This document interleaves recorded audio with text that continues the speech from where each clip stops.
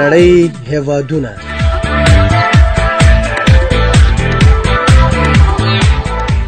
د نړۍ هېوادونه یوه معلوماتي او په زړه پورې خپرونه. د نړۍ هېوادونه تاسې له نړۍ سره اشنا کوي. دغه خپرونه تاسو د نړۍ د جغرافیوي، تاریخي، سیاسي، اقتصادي او فرهنګي بهیره خبروي. که غواړئ چې د نړۍ په اړه معلومات ترلاسه کړئ نو د ننګرهار ملي راډیو څخه د نړۍ هېوادونه مه هېروئ.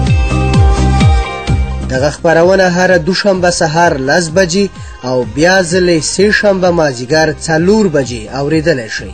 د خپرونې کوربه خاکسار زیب.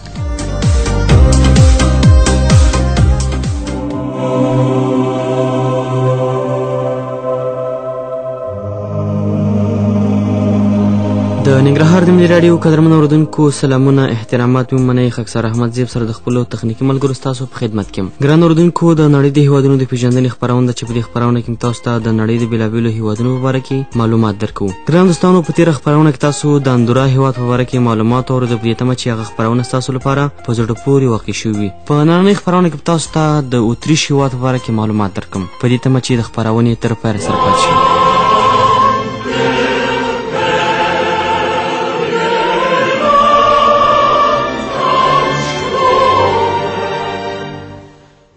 د اتریش هېواد د نامه لنډیز نښه په انګلیسي ژبه کې AU دی. رسمي نوم یې د اتریش جمهوریت او نړیوال نوم یې اتریش دی او سیمه ییز نوم یې اوترایش دی. اتریش هېواد په ختیځه نیمه کره، شمالي نیمه کره. اتریش هېواد د اروپا لوی وچې په منځنیو برخو کې جنوب لور ته د ختیځ طولالبلد د 10 درجو څخه تر 22.5 درجو او د شمالي عرضالبلد د 45.5 درجو څخه تر 51 درجو په منځ کې پروت دی. د اتریش هېواد ټول مساحت 38,870 کیلومتره مربع دی چې شمال ته د چک جمهوریت او آلمان، جنوب ته ایټالیا او سلوانیا، ختیځ ته هنګري او سلواکیا او لویدیځ ته سویس هېواد موقعیت لري. په وچه کې د اتریش هېواد د ټولو پولو اوږدوالی 2562 کیلومتره دی او د اوبو سره دا هېواد هیڅ ګډه پوله نه لري، یعنې په وچه پورې تړل شوی هېواد دی.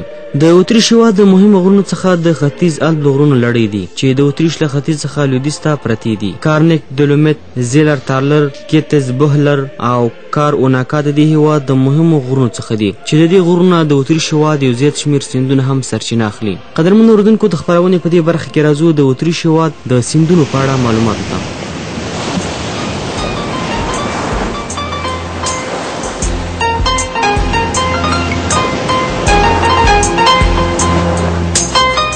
د انیوب سیند د آلمان څخه د اتریش خاورې ته ورننوځي او د دې هېواد د شمالي سیمو له خړوبولو وروسته هنګري ته وردرومي. د انیوب سیند ټول اوږدوالی 2850 کیلومتره دی. دارو او ساوا دواړه چې د اتریش د جنوبي غرونو د لمنو څخه سرچینه اخلي او د سلوانیا او کروشیا ته وربهیږي. انس، اینس، مور، لخ، سالزخ د اتریش هېواد د مهمو سیندونو څخه دي چې د دې سیندونو په غاړه د سیل او تفریح لپاره په زړه پورې ځایونه جوړ شوي دي چې خلک ورته د صحت لپاره راځي، چې دا هم د اتریش هېواد په اقتصاد کې غټ رول لوبوي. درنو اورېدونکو، د خپرونې په دې برخه کې راځو د اتریش هېواد اقلیم ته.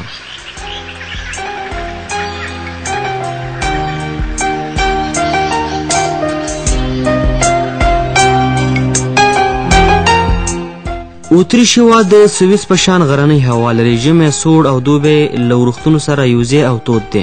د اتریش د الپ د غرونو په لمنو کې ژمی اوږد خو هوا سړه او دوبی لنډ، خو د ګرانیس په سیمو کې د نیوزرلینډ او د اوبو 2 ستر ډنډونو په شاوخوا سیمو کې دغه سیمه مدیترانې هوا لري چې هر کال په منځنۍ توګه 600 ملي متره ورښت پکې کیږي. د اتریش په جګو غرنیو سیمو کې هر کال 2000 متره باران وریږي.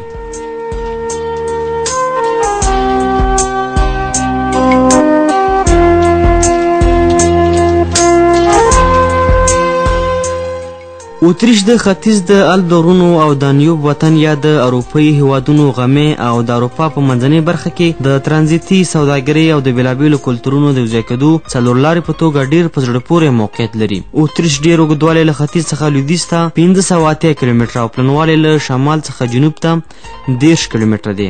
د اتریش 95% خاوره غرونو نیولې ده او پاتې 25% خاوره یې اواره ده. د اتریش خاوره د طبیعي جغرافیې له پلوه په 5 برخو ویشل شوې ده. د اتریش 43% 50% ټوله خاوره په تیره جګي غرنۍ سیمې په ګڼو ځنګلونو پوښلي دي.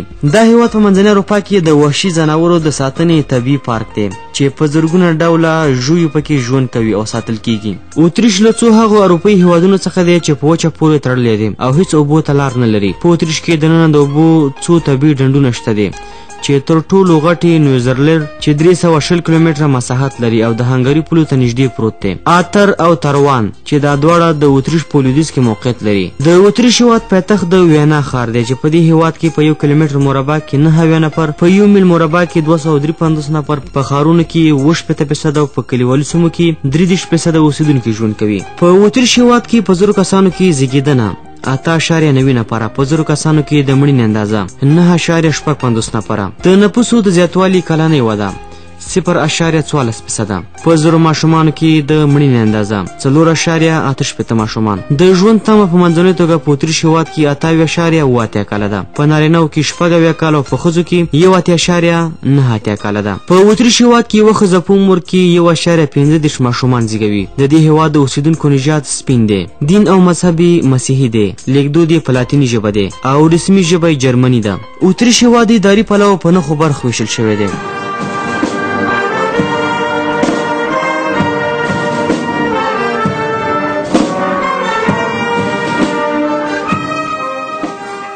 د اتریش هیواد حکومت فدرالي دی. د اتریش اساسي قانون په 1920 کې جوړ شوی او نافذ شوی دی. په دغه قانون باندې په 1990 کې نوې کتنې شوي او په 1945 کې لږ وځنډېدو، وروسته بیا د عمل ډګر ته راووتلو. د اتریش هیواد د جمهور ریاست تیره ټاکنې په 2010 کال کې شوي او راتلونکې ټاکنې به په 2015 کال کې ترسره شي. د اتریش لومړی وزیر د دې هیواد د جمهور رئیس لخوا او د هغو ګوندونو یا د ګوندونو د ائتلاف د مشر لخوا ټاکل کیږي چې د دې هیواد په پارلمان کې ډېر رای وګټي. د اتریش هیواد د کابینې وزیران د دې هیواد د لومړي وزیر په پیشنهاد او د جمهور رئیس لخوا ټاکل کیږي او ټول د دې هیواد پارلمان ته مسؤلیت لري. د اتریش پارلمان 2 جرګې لري. لومړی په دې هیواد کې ولسي جرګه ده چې دا 103 غړي لري چې ټول د خلکو په خوښه د 4 کالو لپاره کار کوي. دغه جرګه د اتریش کابینه او یا هر وزیر له کاره ګوښه کولی شي. د اتریش د ولسي جرګې تیره ټاکنې په 2009 کال کې شوي او راتلونکې ټاکنې به په 2014 کال کې ترسره شي. د اتریش هیواد فدرالي جرګه 2 غړي لري چې د دې هیواد 9 ګوندونو د خلکو لخوا د نفوسو په تناسب د 6 کالو لپاره ټاکل کیږي. په دغه جرګه کې د ولایتونو د استازو شمیره له 3 برخو څخه کمیدلی شي. اتریش هیواد 9 کورواکه ولایتونه لري چې هر یو ځان ته خپل جلا جلا قوانین او مقررات لري. د هر ولایت والی د اتریش د مرکزی فدرالي دولت لخوا د سیمې د رئیس په توګه پیژندل کیږي. والی د ولایت لومړی وزیر دی چې د ولایت د پارلمان جرګې لخوا ټاکل کیږي. د ولایتي جرګې غړي په هماغه طریقه ټاکل کیږي چې د اتریش د ولسي جرګې غړي هم ټاکل کیږي. د اتریش د هر ولایت د جرګې شمیره د هماغه ولایت د نفوسو سره انډول لري. که چیرې ولایت داسې فکر وکړي چې حقوق د فدرالي دولت لخوا تر پښو لاندې شوي، کولی شي چې د هیواد اساسي قانون محکمې ته عارض شي. د اتریش د ولایت د کابینې وزیران د هماغه ولایت ولسي جرګې ته مسؤلیت لري. د اتریش حقوقي نظام په هماغه مدني قوانینو لړ دی چې رومي ریښې لري. د اساسي قانون محکمه، ستره محکمه او لوړه اداره محکمه د دې هیواد تر ټولو لوړ قضایي ارګانونه دي. د اتریش د اساسي قانون محکمه د دې هیواد د قانوني ادارې او د قوانینو د ښه تطبیق مسؤلیت په غاړه لري او دنده لري چې هیڅ قانون د اتریش په اساسي قانون کې محتویاتو سره په ټکر کې نه وي. د اتریش لوړه اداري محکمه یا د محاسباتو عمومي دیوان په هماغه هیواد کې د مالی مقرراتو ښه تطبیق څار او هڅې کوي او د اتریش د خلکو، دولت او شرکتونو زیان ونه رسیږي او پریکړې پرې کوي. د اتریش هیواد د خپلواکۍ ورځ 1955 میلادي له باورات څخه ده. ملي رخصتي د اکتوبر 26 ده. همداشان اتریش هیواد په UN کې هم غړیتوب لري چې د غړیتوب نیټه 1955 د سپتمبر 14 ده.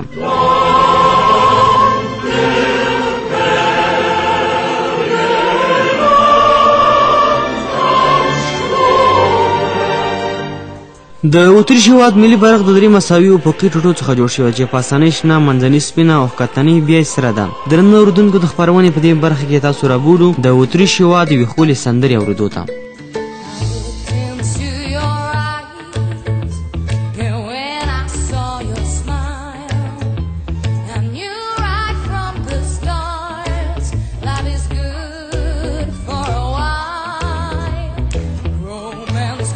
And goes, but the love like ours is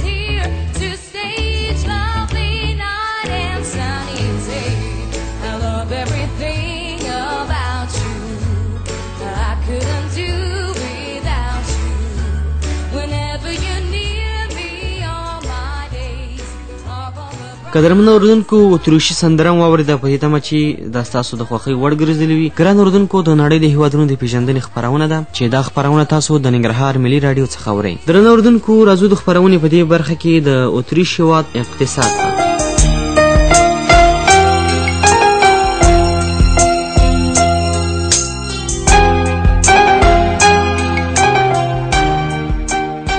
سره له دې چې اتریش د بازار اقتصاد لري خو بیا هم د دې هېواد اقتصادي ژوندانه په سمون کې د اتریش د دولت ونډه د نړۍ د نورو صنعتي تولیداتو په پرتله د پاملرنې وړ ده. د اتریش ډېر پرمختللی اقتصاد او د دې هېواد د خلکو ژوندانه لوړ سټنډرډ د اتریش په اقتصاد او نور اروپایي هېوادونو په تیره بیا له آلمان سره نږدې ساتلی دی. په اروپایي اتحادیه EU کې د اتریش غړیتوب ډېر کورنۍ او بهرني پانګوال په دغه هېواد کې کار ته هڅولي. د اتریش دولت په اروپایي اتحادیه کې له غړیتوب سره سره کله ناکله د بیو او معاشاتو په ټاکلو کې د ملي اقتصاد د عمومي ګټو د ساتلو نیت مداخله کوي. د تېرې پیړۍ له اویمې لسیزې څخه مخکې اتریش یو کرنیز هېواد و چې د اتریش ډېرې ښې مځکې د الپ د غرونو په لمنو کې پرتې دي. اوس د اتریش کرنه 100% کې ماشیني ده او ښه حاصل ورکوي.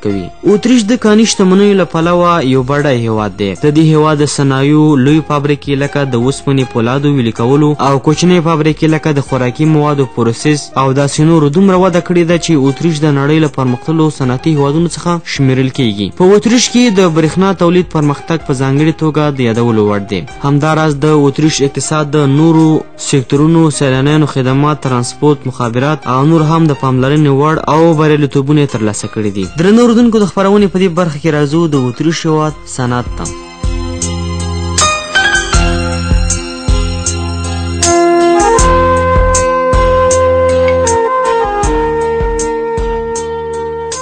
د اتریش هېواد د صنعتي مالونو څخه د تیلو او نورو کاني موادو د رستلو ماشینونه، ودانیو وسایل، د کرنې او خوراکي موادو پروسس ماشینونه، د برېښنا سامان لکه توربینونه، د اورګاډي پټلۍ او اورګاډي، نقله وسایل لکه لارۍ، بسونه، کمکي موټران، موټرسایکلونه، بایسکلونه، پرزې او داسې نورې، برېښنایي شیان لکه راډیو، ټلویزیون، کمپیوټر، کمرې او داسې نور، د اوسپنې د پولادو ویلې کولو، د تیلو او ګازو چاڼ، غلې، دانې، ټوکران، جامې، پتروشیمي محصولات، کیمیاوي سره، رنګ، ټیر، ټوپ، دارو درمل، سرامیک، ښیښه‌یي لرګي، لرګین شیان، کاغذ، سګرټ، خوراکي مواد، بوره، شراب، چاکلیټ، استخلاقي شیان، سپورتي وسایل، راز ماشینونه او پرزې او مخابراتي وسایل د دې هېواد د صنعتي مالونو څخه شمیرل کیږي. قدرمنو اوریدونکو د خپرونې په دې برخه کې راځو د اتریش هېواد کرنې ته.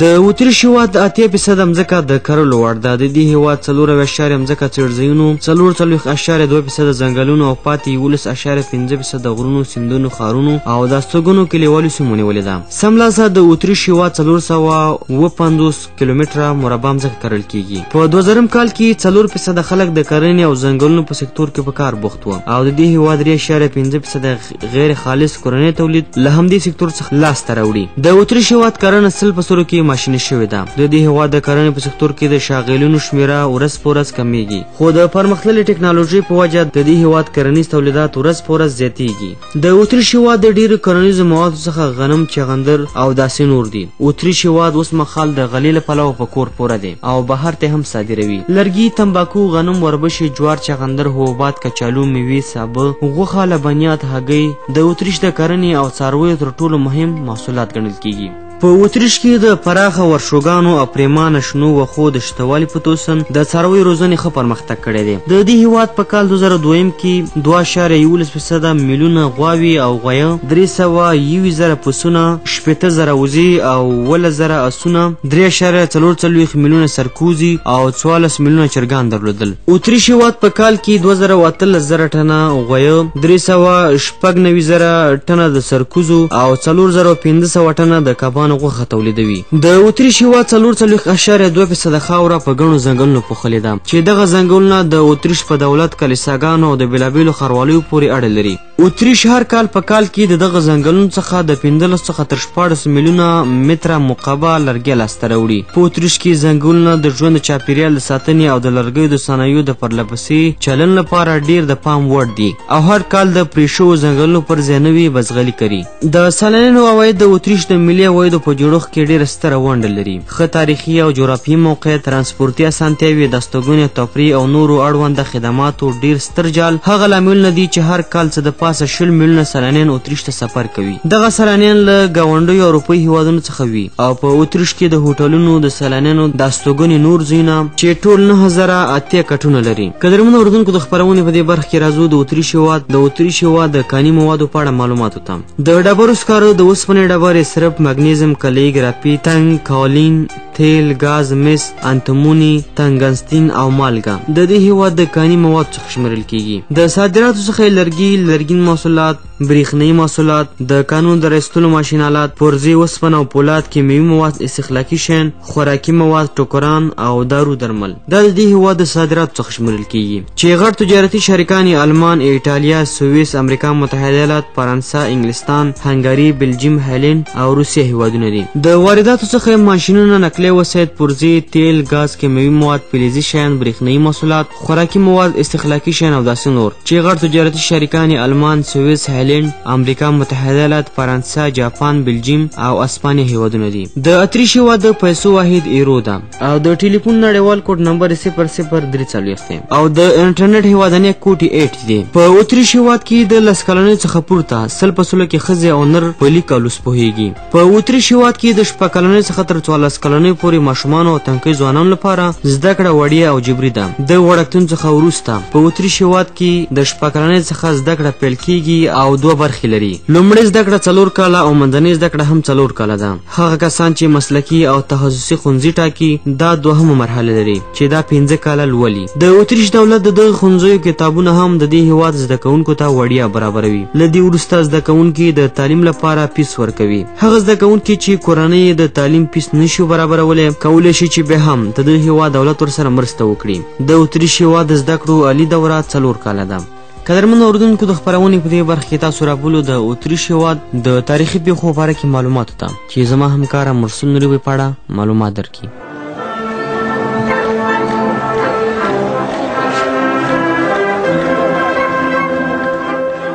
له تاریخي دورې څخه په مخکنیو کلونو کې داسې ساده لومړنیو انسانانو د اوسني اتریش په خاوره کې ژوند کوو چې په غارونو کې اوسېدل او د ښکار په غوښو او میوو ژوند کوو. پیړۍ وروسته اتریش ته د نورو قومي ډولو مهاجرت پیل شو.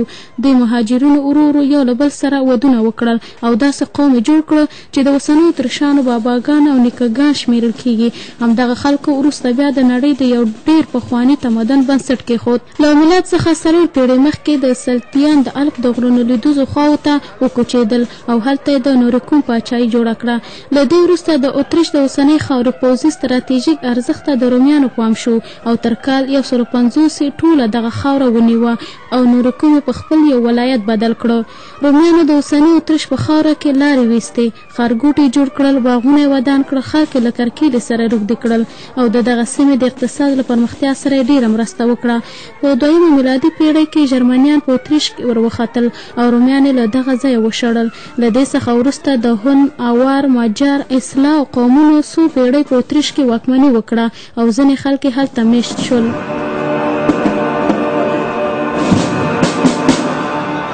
د اروپا یو ستر واکمن شارلماني په کال 1783 کې د اتریش خاوره ونیوه او د اوار د قوم د بیا یرغل د مخنیوي لپاره د ختیځې سیمې یا اوسترریش په نامه یو ولایت جوړ کړه. په کال 955 کې مجارانو په اتریش یرغل وکړه او دغه سیمه ونیوه. مجارانو د دوهم اوسترریش ولایت چې د باویر له ولایت سره یو ځای جوړ کړه. په کال 1190 کې د بابنبرګ کورنۍ د اتریش واکمني ترلاسه کړه. د کورنۍ په اتریش کې سوله او ثبات ټینګ کړه. مسیحیت راغی، عبادت ځایونه جوړ شول، اشرافي ماڼۍ جوړې شوې، علومو، فنونو او هنرونو وده وکړه او د ویانا ښار د اروپا په ختیځه کې د اقتصادي او هنري فعالیتونو په مرکز بدل شو. په کال 1246 کې د اتریش واکمن له مجارانو سره په جګړه کې ماتې وکړه او په دې توګه اتریش د بوهم له پاچاهۍ سره یوځای شو.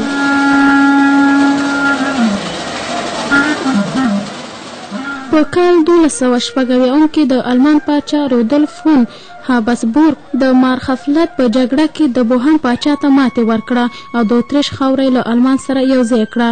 د هابسبورګ کورنۍ د 20مې پیړۍ تر پیله پورې په اتریش کې حکومت وکاوه. دوی په 14مو او 14مو پیړیو کې دومره نورې سیمې هم ونیوې چې د اروپا له شمال څخه تر جنوبه او له ختیځ څخه تر لویدیځه پورې پرتې وې.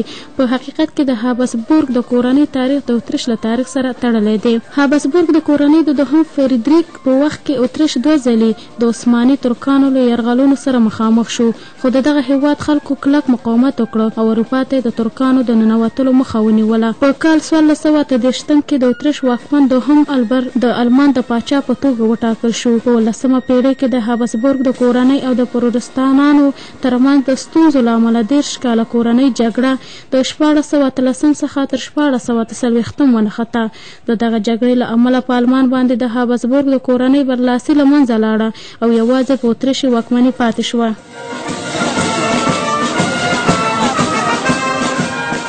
18مه پیړۍ په اتریش کې نسبتاً کراره تیره شوه. په دغه کلونو کې د اتریش په اقتصادي، مالي، سوداګریزو، صنعتي، اداري او قضایي چارو کې اصلاحات وشول او فرهنګي پرمختګونه د دغه هیواد په برخه شول. د هابسبورګ د کورنۍ دوهم جوزف کلیوال باندې د مالیاتو بار کم کړ او د ټولو مذاهبو پالونکو ته د عبادت مساوي حق په رسمیت وپېژانده. د 19مې پیړۍ په پیل کې اتریش د ناپلیون د یوناپارت له یرغلونو سره مخامخ شو او څو ځلې ماتې وخوړه، خو د کال 1810 څخه وروسته د اروپا د متحده هیوادونو پوځونو د اتریش جنرال شهزاده شوار په مشرۍ په ځای کې د فرانسوي پوځونو ته ماتې ورکړه او ټولې خواوې د اتریش د لومړي وزیر میترنیخ په تر مشرۍ لاندې د ویانا په ښار کې سره جرګه شوې.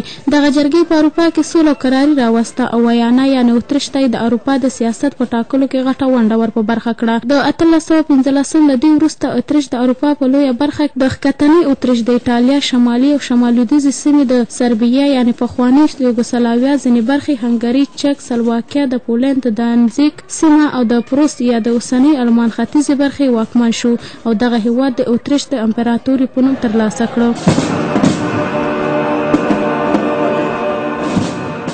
د 19مې پیړۍ په دوهمه نیمایي کې لومباردي د 1359 میلادي او آلمان د 1816 د اتریش له لاسه ووتل. په 1816 کې د هابسبورګ د کورنۍ تر مشرتابه لاندې د اتریش هنګري سترواکي جوړه شوه. نوې سترواکي د خپلې پرمختیا لپاره بالکان ته مخه کړه. د 1880 ځینې سیمې ونیوې. هرزګوینیا یې له ځان سره یو ځای کړه. په سرایو کې د سرابانو لخوا د اتریش د شهزاده فرانس بردینان وژل کېدلو د لومړۍ نړیوالې جګړې اور بل کړه. اتریش په دې جګړه کې د چک، سلواکیا، هنګري، یوګوسلاویا، پولند او رومانیا خاورې له لاسه ورکړې. د اتریش هنګري سترواکي ړنګه شوه او د اتریش جمهوریت جوړېدل اعلان شول. نوی جمهوریت له سختو اقتصادي ستونزو سره مخامخ و او په هیواد کې ګډوډي زیاته وه. د 1923 مارچ په 11مه نیټه د نازي آلمان پوځونو د ویانا ښار ونیو او اتریش له آلمان سره یو ځای کړ.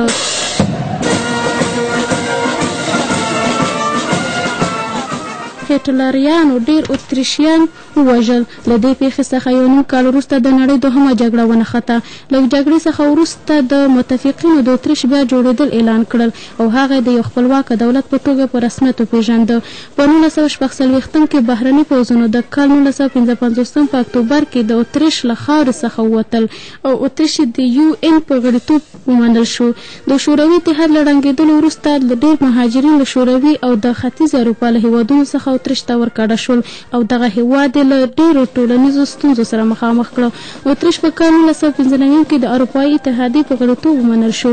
اوس دغه هیواد د نړۍ او اروپا له ډېرو پرمختللو او شتمنو هیوادونو څخه دی چې هره ورځ د نویو بریالیتوبونو په لور پرمخ درومي.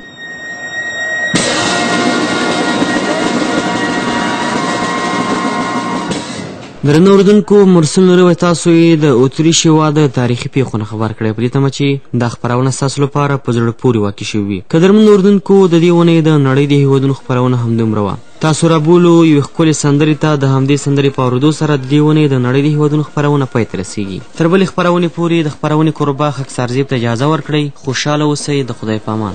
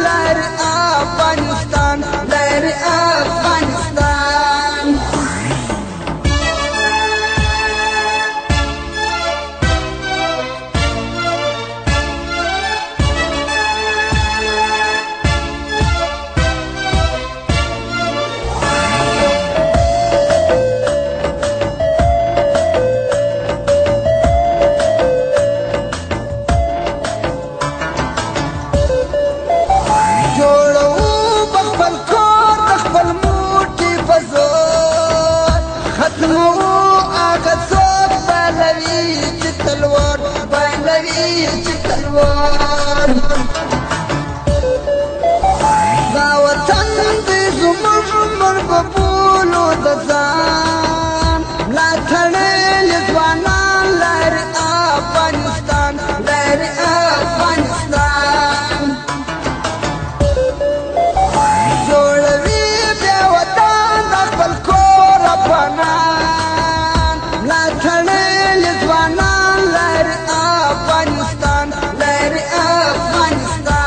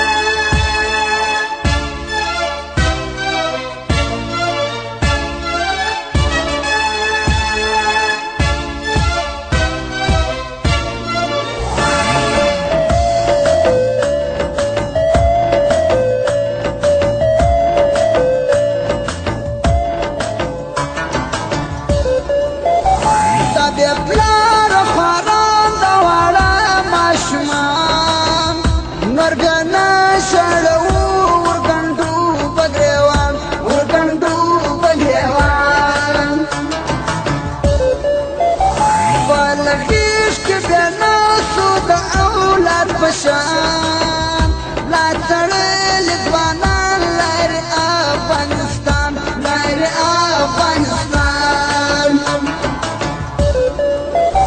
جوړوي بیا وطن د خپل کور افغانان لا تړلې ځوانان لري افغانستان لري افغانستان